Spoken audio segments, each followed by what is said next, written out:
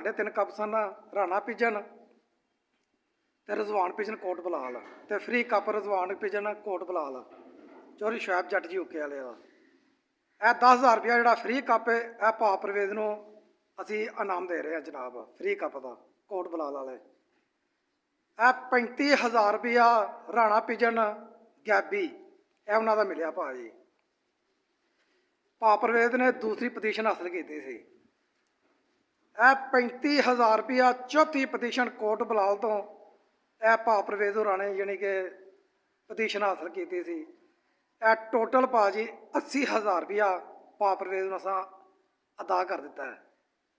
ਤੇ ਭਾਅ ਪ੍ਰਵੇਦ ਮਿਹਰਬਾਨੀ, ਸ਼ੁਕਰੀਆ ਜਨਾਬ। ਅਸੀਂ 2 ਦਿਨ ਲੇਟ ਹੋਏ ਹਾਂ, ਇਹ ਤੁਹਾਡੀ ਵਜ੍ਹਾ ਤੋਂ ਲੇਟ ਹੋਏ ਹਾਂ ਜਨਾਬ। ਅਸੀਂ ਕੱਲ੍ਹ ਤੁਹਾਨੂੰ ਇਨਾਮ ਦੇਣ ਆਏ ਸਾਂ ਤੇ ਜਨਾਬ ਤੁਸੀਂ ਕਿਤੇ ਜ਼ਰੂਰੀ ਕੰਮ 'ਤੇ ਗਏ ਸੋ। ਚੌਧਰੀ ਪ੍ਰਵੇਦ ਲੰਬੜਦਾਰ ਸਾਹਿਬ, ਸਾਡੀ ਤਰਫੋਂ ਚੁੱਕ ਚੁੱਕੀ ਮੁਬਾਰਕ ਹੋਏ ਭਾਅ ਜੀ।